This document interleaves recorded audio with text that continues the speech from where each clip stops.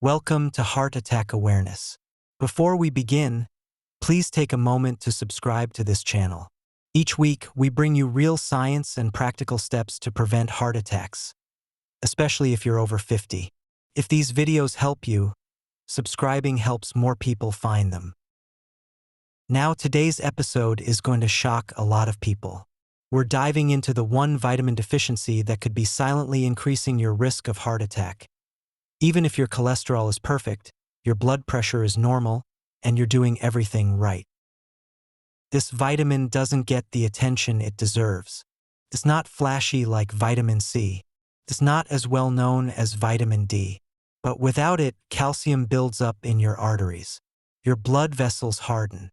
Your heart becomes overworked. And the tragedy is, most people over 50 are deficient in this vitamin and have no idea. The vitamin in question? Vitamin K2. Now wait, before you think, I've heard of vitamin K. Let's get something straight. There are two main types of vitamin K. K1, which is found in leafy greens and helps with blood clotting, and K2, which is found in fermented foods and plays a completely different and critical role in heart health. Vitamin K2 activates proteins that move calcium out of soft tissues, like arteries, and into hard tissues like bones and teeth where it belongs. Without enough K2, calcium doesn't know where to go. That's when you start to see calcium piling up in arteries, stiffening blood vessels, and increasing your risk of a heart attack or stroke. Let's look at the science. One of the landmark studies on this was the Rotterdam study, which followed over 4,800 participants for 10 years. Researchers found that those with the highest intake of vitamin K2 had a 52% lower risk of dying from heart disease. Not 5%, not 15%, 52%.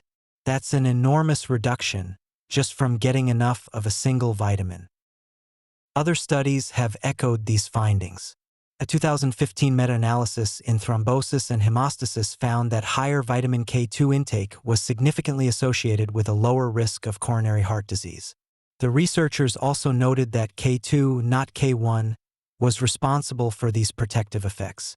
And the American Journal of Clinical Nutrition published results showing that higher K2 intake was linked with less arterial calcification and cardiovascular mortality. But despite this overwhelming evidence, vitamin K2 remains under the radar, even among many doctors. It's not routinely tested in blood work. It's not prescribed as often as it should be. And dietary sources are limited, especially in Western diets. So why are we so deficient?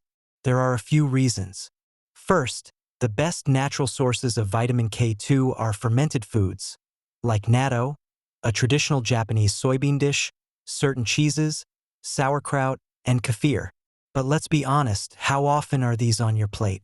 Probably not every day. Second, the gut bacteria that help produce K2 can be damaged by antibiotics, processed foods, and poor gut health.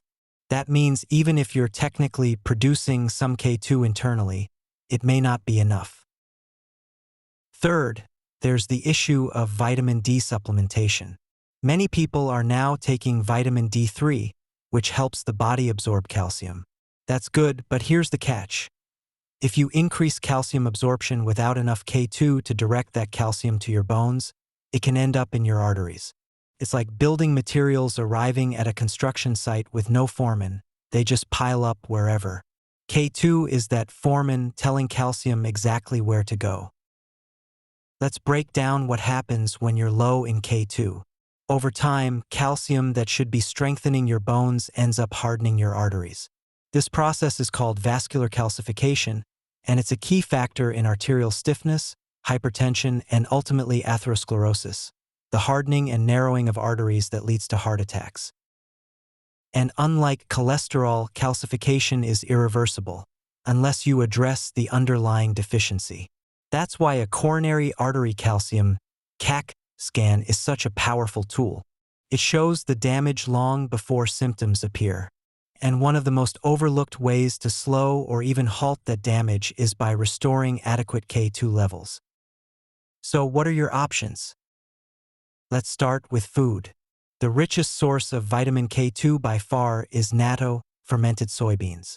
It's not a popular food in the West, but just one serving contains over 1,000 micrograms of K2, specifically in the -7 Malawian Quachas form, which has the longest half-life in the body.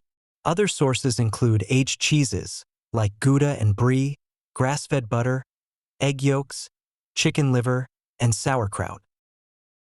But here's the problem: you'd have to eat a lot of these foods consistently to get therapeutic levels. That's why supplementation is becoming more common, especially for people over 50 or anyone taking vitamin D. There are two main forms of K2 used in supplements: -4 Malawian Quachas and -7 Malawian Quachas. -7 Malawian Quachas is the preferred form because it stays active in the body for longer.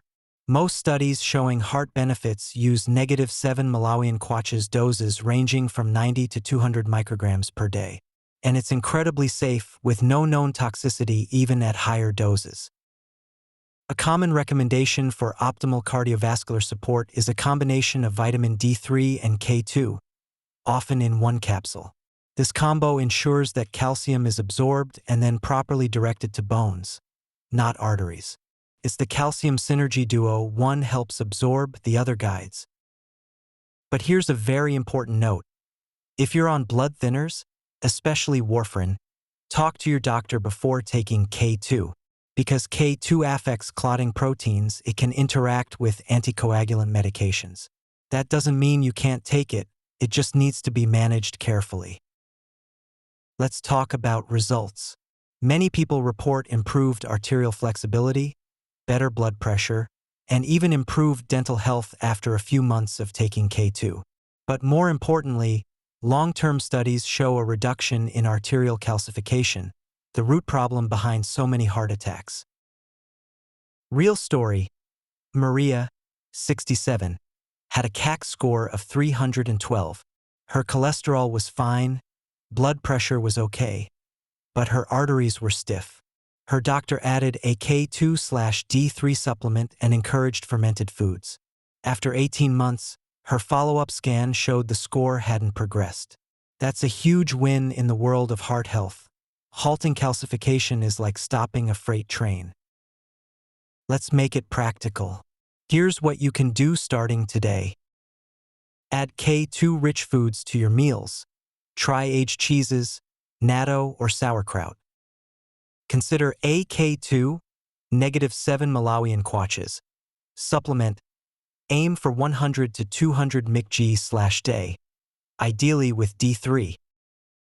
Ask your doctor for a CAC scan, get your baseline. If you're on blood thinners, consult your doctor before starting K2. Reduce calcium supplements unless guided by a physician. Excess calcium without K2 can backfire. Strengthen your gut health. Eat probiotic-rich foods to support natural K2 production. Let's wrap this up. Cholesterol numbers are important, but they don't tell the full story. Neither do blood pressure or weight. Calcium buildup in the arteries is a silent killer, and the body's natural defense against it is vitamin K2. Most people are low. Most doctors don't test for it. And most heart attacks don't wait for lab results. But you don't have to be most people. You now know the truth.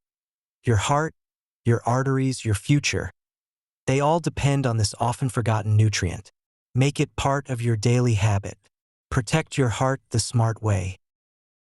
Thanks for watching Heart Attack Awareness. Don't forget to subscribe, share this with someone you love, and join us next week for another heart-saving truth. Stay informed, stay healthy, stay alive.